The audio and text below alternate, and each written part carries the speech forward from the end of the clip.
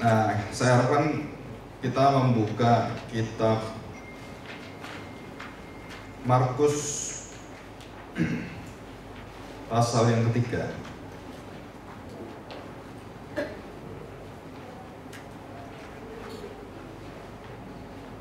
Ayat 29.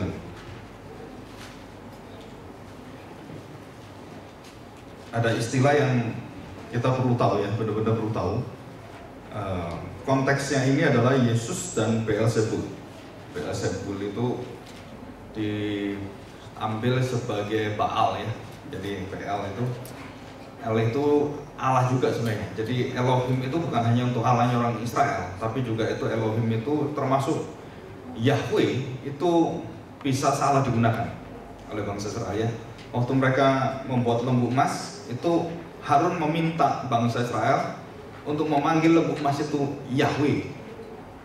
Orang sekali berharun pun bisa jatuh dalam dosa, apalagi hamba Tuhan zaman sekarang gitu ya. Nah itu perkataan dan juga diksi kata yang dipilih di dalam Alkitab itu kenapa mau nggak dibedakan gitu ya? Kalau Yahweh betul-betul Yahweh enggak, karena memang mereka mengambil itu menyamakan sama persis semua. Jadi Yesus yang kita ucapkan dengan Yesus yang diucapkan oleh orang-orang aliran sesat itu sama. Yesus Kristus sama, kita sama. Orangnya mungkin pribadinya sama, tapi imannya beda, gitu ya. Nah itu yang telah dilakukan oleh bangsa Israel di bawah imam besar bernama Harun, dan mereka jatuh dalam dosa, dan itu sangat mendukakan hati Tuhan. Ya, sampai Tuhan itu marah luar biasa, dan sebagian orang, beberapa ribu orang itu dari Bani Korah itu langsung ditenggelamkan ke dalam bumi, ya, dimasukkan dalam bumi langsung. Nah, dosa-dosa yang berkaitan dengan penghujatan itu, saudara, itu nanti saya jelaskan ya. Saya harapkan saudara jangan masuk di sana. Kenapa? Jangan sekali-sekali. Karena itu tandanya bahwa kita tidak mungkin bertobat lagi, dan tidak ada kesempatan lagi. Ya, nanti kita periksa diri kita masing-masing. Markus pasal 3 ayat yang ke-29 secara khususnya. Saya bacakan dari ayat yang 28. Aku berkata kepadamu, sesungguhnya semua dosa, hamartia ya, semua dosa dan hujat apapun anak-anak manusia akan diampuni. Ya, semua hujat yang mereka ucapkan, menghujat papanya, menghujat semua gitu ya. 29, tetapi apabila seorang menghujat Roh Kudus, ia tidak dapat ampun selama-lamanya. Selama-lamanya, mengerikan ini ya. Melainkan bersalah karena berbuat dosa kekal.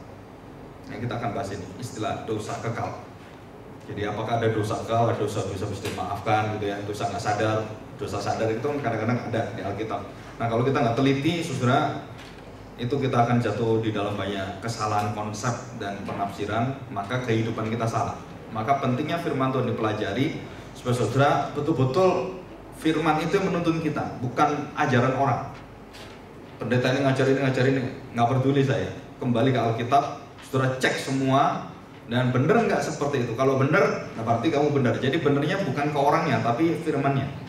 Ya, siapapun yang benar firmannya itu pendeta, nggak peduli pendeta di karismatik, di Pentakosta, di Reform, di mana-mana Injili gitu ya. Itu pendeta saya. Dan semua pendeta yang tidak sesuai firman Tuhan bukan pendeta saya, termasuk pendeta kita yang di gereja pun. Itu harus punya gereja am. Gereja am itu gereja yang satu. Jadi semua hamba Tuhan yang menyuarakan kebenaran itu gembala kita, karena mereka membimbing firman dari seluruh hidup kita.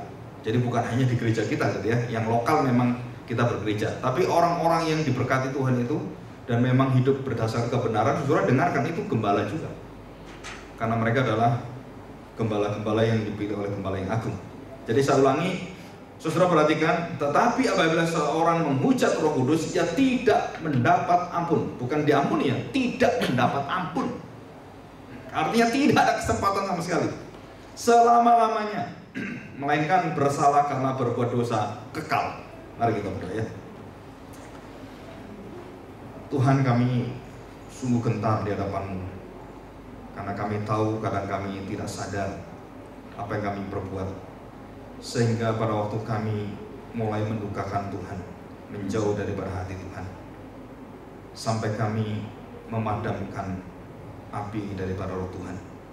Dan setelah kami tahu bahwa kami tidak memiliki hati Kristus, tidak ada terang dalam hati kami, dan di dalam hati kami yang ada adalah hati yang menghujat Tuhan, hati yang sungguh-sungguh tidak pernah mengenal Tuhan.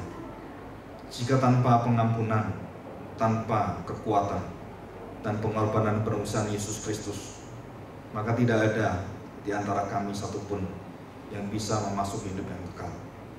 Tuhan, kami bersyukur, kami mohon Roh Kudus-Mu yang memimpin kami, dan roh inilah yang membuat kami sadar betul kami harus meninggikan hanya satu-satunya adalah Engkau, Tuhan dan Juru Selamat kami. Seluruh hidup kami adalah hidup-Mu, dan seluruh perkataan kami, perasaan, pemikiran kami adalah pemikiran yang berasal dari Engkau. Tuhan, kami serahkan hati kami, dan kami mau belajar dengan sungguh-sungguh. Jika kami sudah mengenal dan hati kami sudah dibukakan oleh Roh Kudus, pikiran, perbuatan kami dengan terang, maka Tuhan, kami bertanggung jawab untuk memberitahukan kepada teman-teman kami yang masih dalam kegelapan. Berikan kami kesabaran, dan biarlah kami dicurahi, dilimpah oleh buah Roh Kudus, sehingga hidup kami sungguh-sungguh berkenan kepada Tuhan. Terima kasih Tuhan. Di dalam nama Tuhan Yesus kami serahkan doa kami. Amin. Ya, kita melihat di makalah itu saya bagi beberapa dosa-dosa Roh Kudus. Sebenarnya banyak sebenarnya. Kalau kita mau teliti lagi, mau dipecah lagi itu banyak sekali. Termasuk dosa yang sadar tidak sadar, dosa yang kekal, dan dosa yang ya ada pengampunannya, ada dosa yang tidak dapat diampuni.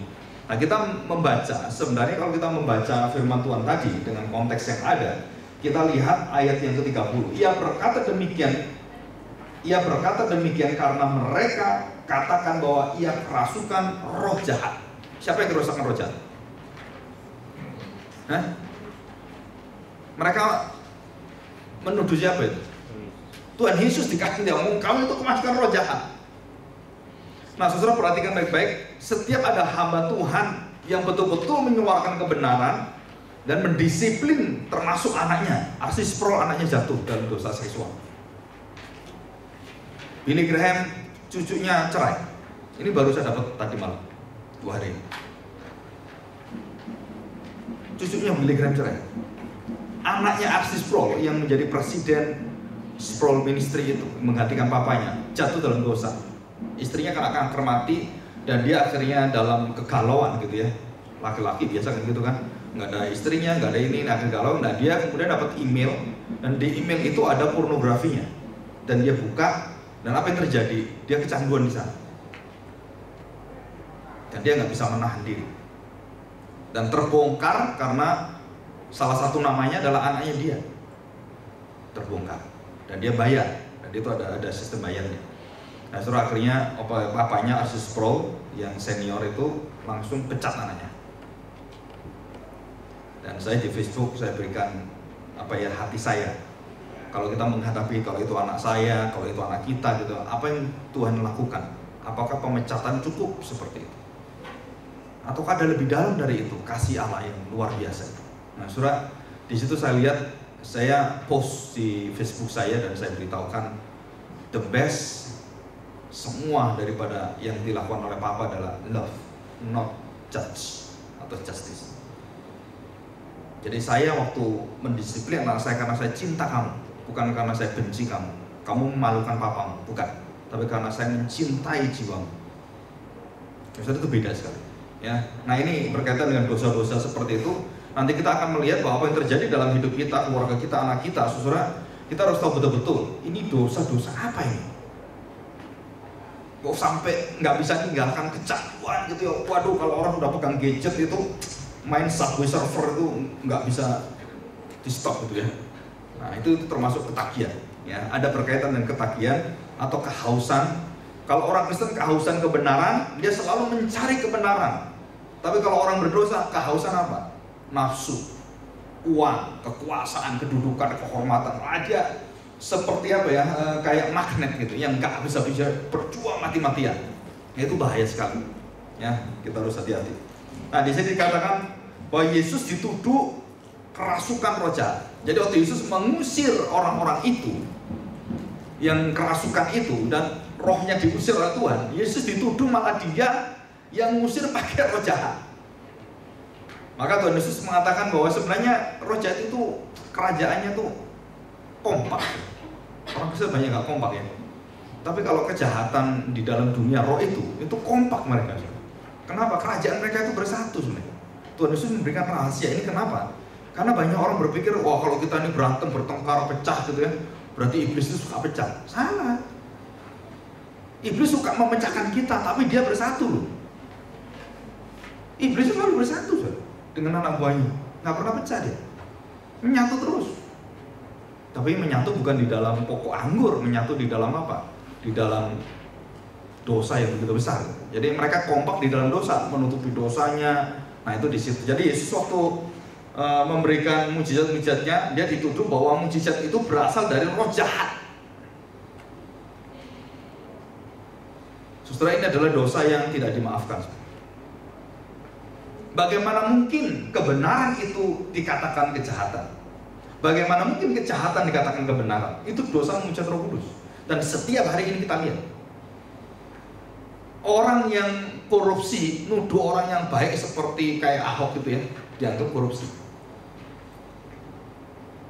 Itu menghujat sebenarnya.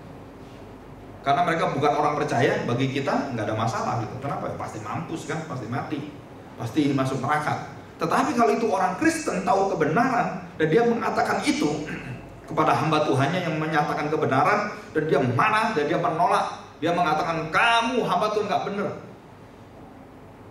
padahal dia benar gitu ya. Dan kita katakan bahwa kamu sesat, padahal dia benar, kita yang sesat. Nah itu dosa menghujat Roh Kudus. Jadi hati-hati menurut kita ya. Jadi kalau orang benar atau nggak benar, saudara jangan dihitung dengan perasaan kita, bukan tes dalam Alkitab. Benar nggak Alkitab mengajar? Nah saudara, kita akan belajar beberapa hal yang berkaitan dengan siapakah yang menghujat oleh Tuhan Yesus katakan itu. Saudara, ayat yang ke-31 sampai dengan ayat 35, perhatikan ya, saya bacakan di 35. Ini berkaitan dengan menghujat Roh Kudus. Banyak orang tidak menghubungkan ini. Ayat 33, jadi Yesus kepada mereka, siapa ibuku dan siapa saudara-saudaraku?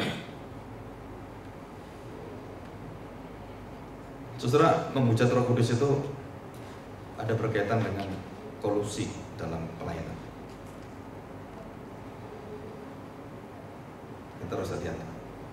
Oh ini anak saya, kasih hak penuh. Kenapa? Karena anak sayanya pendeta, anaknya majelis, harus diperhatikan, harus lebih gitu. Saudara, hati-hati. Itulah benih-benih anak mau akan menghujat Roh Kudus. Karena ini ada di sini. Dan dikatakan dengan jelas, siapakah ibuku, siapakah saudaraku? Ia melihat para orang-orang yang duduk di sekelilingnya dan ia berkata, ini ibuku dan saudaraku. Siapa yang ditunjuk? Semua orang yang mendengar firman Tuhan, yang mencari kebenaran dari mulut dia. Inilah ibuku, ini adikku, saudara, ini semua keluarga. Bukan yang secara fisik. Itulah kegenapan Taurat. Itulah kegenapan dari kebenaran dalam hidup kita. Jadi kita tidak boleh memberi hak kepada anak kita melebihi siapapun. Mendidik anak kita di dalam kehancuran. Jadi Tuhan Yesus untuk mengatakan ini, dia berkaitan dengan dosa menghujat Roh Kudus.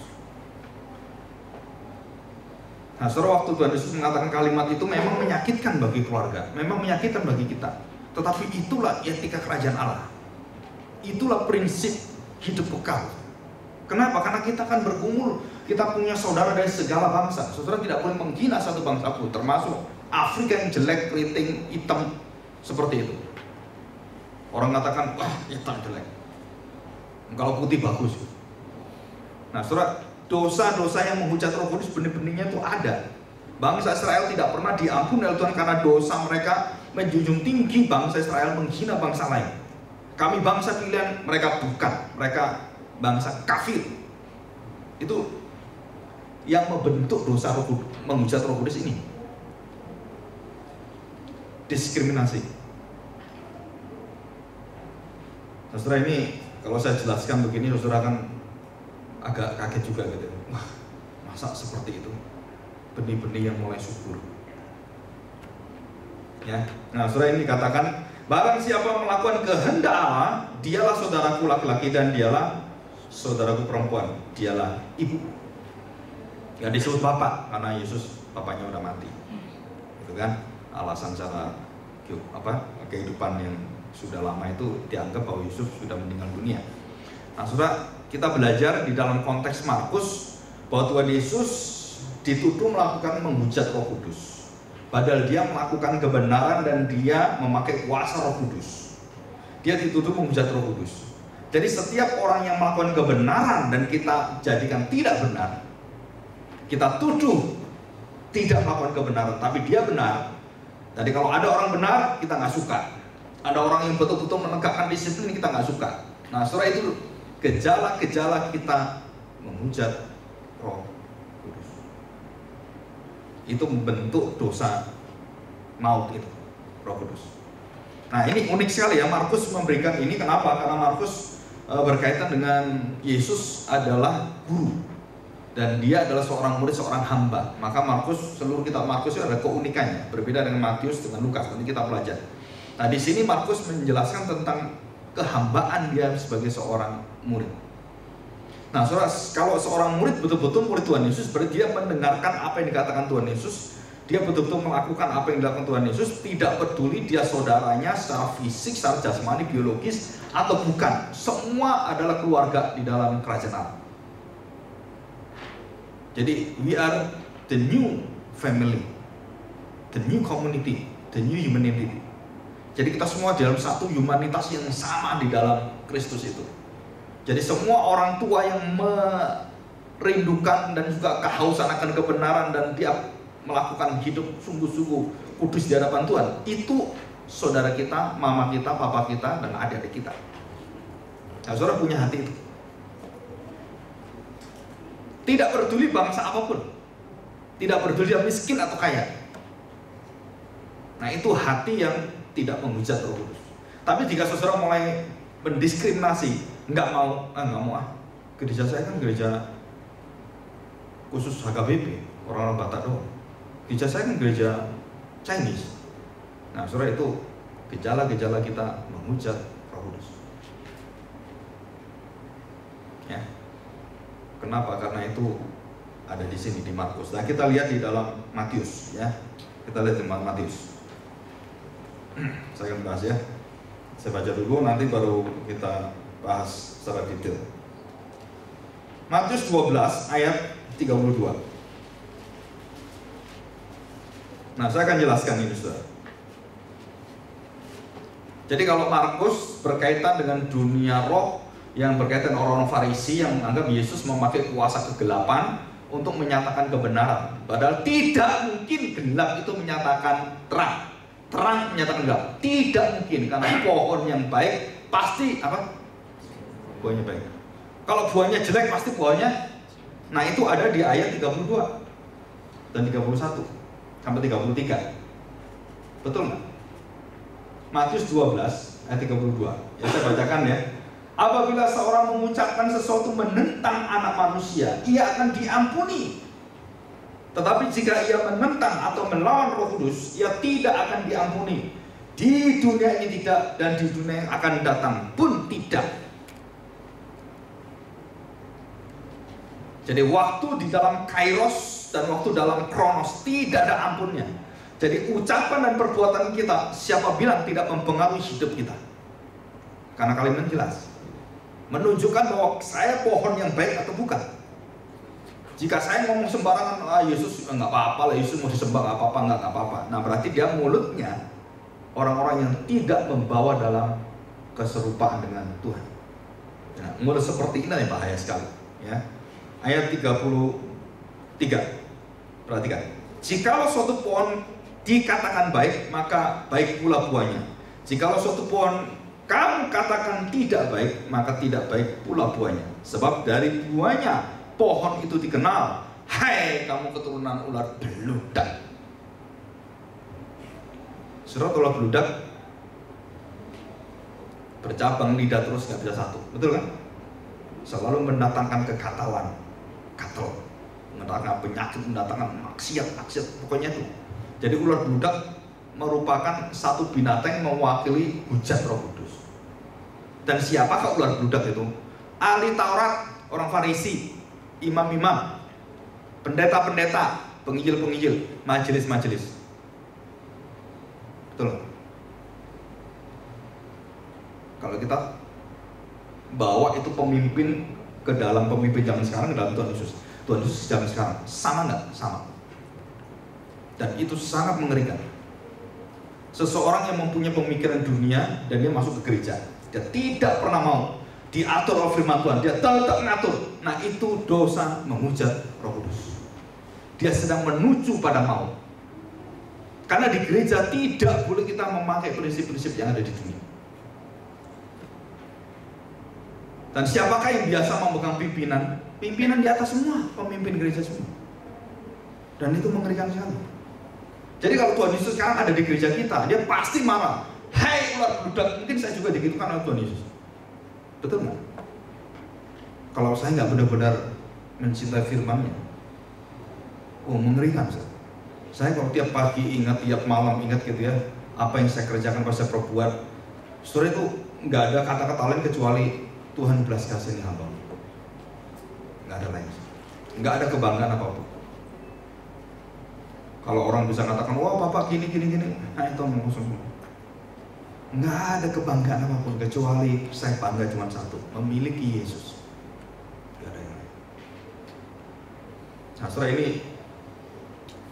dosa menghujat Roh Kudus berkaitan dengan pohon yang baik, buahnya baik. Pohon yang jelek, buahnya jelek. Jadi saya tanya sekarang. Jadi menghujat Roh Kudus itu berkaitan dengan satu status, satu kontinuitas, satu yang betul-betul, satu terus-menerus yang tidak berhenti. Jadi tidak pernah orang itu sadar, tidak pernah orang itu kembali kepada kebenaran. Dia semakin melawan, kamu semakin tentang dia semakin melawan. Dan bahkan kalau perlu keluar semua itu yang melawan dia. Jadi kalau dia seorang pemimpin di gereja, melawan semua, dia pakai cara dia nggak mau, keluarin semua. Pendetanya keluarin, majelis yang cocok dia pecatin semua. Nah dia sendiri di atas. Nah, saudara, itu bukan melayani Tuhan, engkau melayani iblis. Orang yang betul-betul di dalam kepemimpinan gereja, orang itu tahu betul dia akan kehilangan segala-galanya, termasuk kedudukannya. Nggak ada artinya itu. Jadi pemimpin itu apa artinya? Pemimpin cuma satu, Tuhan Yesus. Kita sementara. Nah, kita belajar apa yang baik, yang statusnya, dan apa yang dilakukan secara legalnya, secara tindakannya sama. Jadi saudara, kita perdalam lagi apa yang ada dalam hati saya dengan apa yang ada di ucapan dan tingkah saya tidak boleh berbeda. Kalau berbeda, nah ini gejala dosa mematangkan kita menuju menghujat Roh Kudus. Waktu saya mengajar studi Reformation di kelas STTB, Sekolah Teologi Bandung, dan saya beritahu semua murid-murid saya, kalian kalau dites hari ini kalian pasti masuk neraka. Kenapa? Bayangin makanan nggak enak aja, ngomongnya, wah di asrama enak. Kenapa di gereja dia dikasih tempe? Di asrama saya banyak ayamnya. Apalagi asramanya udah dibangun sekarang. Tingkat berapa itu? Ada AC-nya lagi. Melayani di desa ada AC. Betul nggak? Ya, mengerikan sekali. Satu sisi kita melayani dengan baik, kita menyediakan fasilitas yang paling bagus, nggak ada salahnya. Tetapi mental orang-orang itu nggak bisa dibentuk seperti itu. Karakter hamba Tuhan itu nggak bisa dibentuk dengan fasilitas. Saya berkali-kali mengatakan nggak bisa. Anak-anak kita kalau mau jadi orang, nggak mungkin kamu kasih uang 2 miliar, ayo, nggak bisa. Karakter itu nggak bisa dibentuk di sana dengan uang, dengan nggak bisa. Orang pinter juga nggak bisa bentuk karakter. Ya, Indonesia ini perlu revolusi mental. Ya, kita doakan itu. Perhatikan, ayat 35. Orang yang baik mengeluarkan hal-hal ya Pak? Yang baik dong. Kenapa kita sadari mengatakan, itu di gereja jangan di sini. Di sini nggak apa-apa, gambar-gambar ya, sedikit-sedikit seksi nggak apa-apa lah. Saya bertemu dengan majelis yang modelnya model seperti dunia. Bahkan gambar-gambar pornografi itu di-add di tempat dia. Saudara, kadang-kadang ini orang ini benar mainan, guyonan, atau memang dia tuh menyukai seperti itu, saudara. Karena orang-orang yang kudus itu nggak akan main-main seperti itu. Waktu saya pertama kali masuk gereja, aduh ngeri bener saudara. Modelnya orang-orangnya tuh hampir duniawi semua. Jangan serius-serius Pak, jangan terlalu rohani Pak. Nah ini dosa-dosa menuntun kita kemana? Memuja Roh Kudus. Karena yang cemar dengan yang kudus kita nggak bedakan. Kita harus hati-hati. Percuma kita main dengan baik-baik, seperti yang Asih Bro. Akhirnya dia katakan, saya mendapatkan anugerah, saya mempermalukan, grace become disgrace. Dia katakan itu. Tapi dia mengaku dosa. Ya kita bersyukur sekali anaknya mengaku dosa ya. Kalau yang anaknya Billy Graham enggak. Dan dikatakan that's the best way. We are divorced. Itu nggak ada di Alkitab, the best way we are divorced, nggak ada. Maka kita melihat Alkitab. Nah kalau ucapan seperti itu, ya kita berdoa supaya ada ini ya, rekonsiliasi pernikahan. Dan saya pernah, orang udah pisah 15 tahun akhirnya balik lagi. Untung belum kawin dua-dua gitu ya, bisa balik. Kalau udah kawin nggak bisa. Orang yang baik mengeluarkan hal-hal yang baik dari perbenarannya yang baik. Orang jahat melakukan hal yang jahat dari perbenarannya yang jahat. Nah saya tanya sekali, kalau kalimat saya sembarangan, terus kalimat saya penuh dengan pornografi, penuh dengan tanda petik guyonan-guyonan, bahkan sampai khotbah pun diguyon-guyoni semua. Ada itu pendeta yang kalau khotbah itu nggak bisa kalau nggak guyon. Dia cari di internet itu humor-humor Kristen. Saudara, kita bukan Mr. Bean. Pendeta bukan Mr. Bean dan bukan Tukul Arwana. Pendeta itu hamba Allah, hamba firman. Jadi ucapkan firman.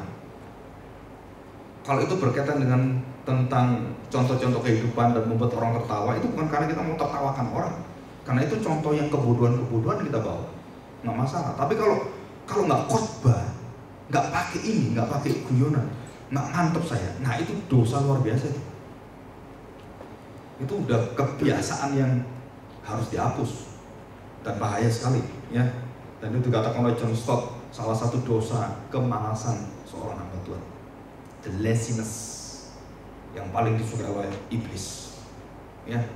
Kita dinilai bukan. Oke, nah saudara 36. Tetapi aku berkata kepadamu, setiap kata yang sia-sia diucapkan orang harus apa saudara? Nah saudara baca loh kalimat ini, saya serius. Maka orang-orang Puritan itu, saudara, orang-orang Puritan di dalam kehidupan mereka yang pure itu artinya murni, itu selalu memelihara kata-katanya, memelihara tingkah hidupnya semua. Bukan dia mau jadi legalistik, bukan, tapi dia betul-betul menjaga apa yang dikatakan. Enggak sembarang ngomong begitu. Saya pernah punya teman kalau ketemu seseorang itu, banyak ngomong, orang itu mau ngomong nggak jadi-jadi, wah menggurui gitu. Terus saya beritahu, diam. Sekarang kita besuk itu bukan kamu yang ngomong di situ dia dengar nggak, kita mau dengar dia ada problem apa. Tutup mulut dulu, plaster. Sampai dia selesai, baru kita dengar, baru minta kuasa Tuhan. Dari perkataan-perkataan itu kita bawa itu kata-kata yang kita kuduskan dengan kata-kata Tuhan Yesus. Nah itu arti inti besuk. Inti besuk adalah the heavenly words sanctify the earthly words. Dan banyak nggak tahu orang. Oh ya gimana kamu? Sama ini dunianya sama. Gimana anakmu gini? Ya sama. Tanya kan normal kan. Tapi kita mendengarkan pergumulan dia. Aku rasanya sulit berharap pada Tuhan dalam kebangkrutan seperti ini. Nah firman dikatakan di dalam Tesalonika dikatakan kita harus berharap pada dia walaupun tidak ada harapan. Firman mengatakan ini, Bapak harus berharap. Nggak mau saya. Kenyataannya hidup saya susah jadi orang Kristen. Dulu waktu saya jadi orang Buddha lebih enak. Nah, soalnya itu besok itu seperti itu.